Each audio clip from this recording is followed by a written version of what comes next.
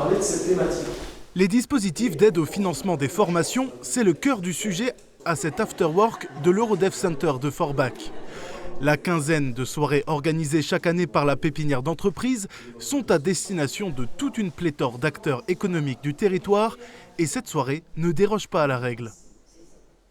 Donc c'est un rapport avec le monde économique et ça peut être des porteurs de projets qui vont créer une entreprise, ça peut être des entreprises qui existent déjà, des consultants, des travailleurs non salariés indépendants, des très petites entreprises comme des PME. Donc on a un public qui est large. Les partenaires présents ce soir vont présenter des dispositifs d'aide financière, de financement des formations qui peuvent être proposées aux entrepreneurs. Et parfois ces dispositifs sont méconnus. Voilà. En fait, ça accompagne les petites entreprises, on va dire, les entreprises qui se lancent, les sociétés, pour développer en fait un peu plus leur entreprise avec des petits ateliers qu'on a tous les mois. Donc ça a déjà bien aidé. Oui, surtout pour trouver des clients, il faut savoir un peu comment démarcher, comment faire un site internet. Moi, l'informatique, c'est pas du tout mon truc. Je m'occupe des personnes, et donc il faut se lancer là-dedans. C'est un peu compliqué. Donc c'est pour ça que je suis venue ici.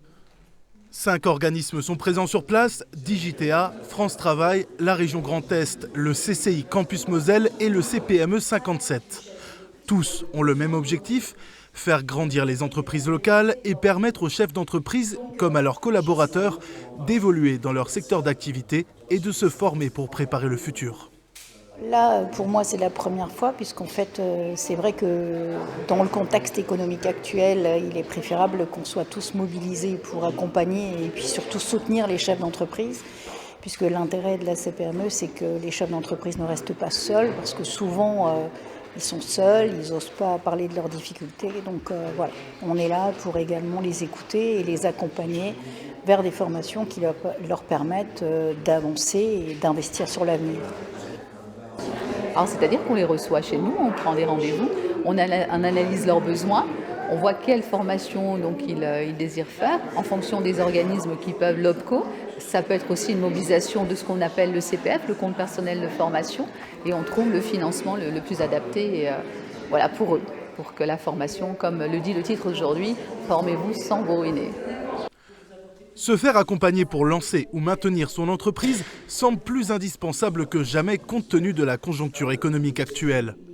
En 2024, les chiffres de la Banque de France indiquent plus de 65 000 faillites d'entreprises, un chiffre qui tend à la hausse sur ces 10 dernières années et qui inquiète. C'est avec des initiatives comme celle de cette pépinière que les chefs d'entreprise espèrent trouver des solutions pour échapper à cette lame de fond.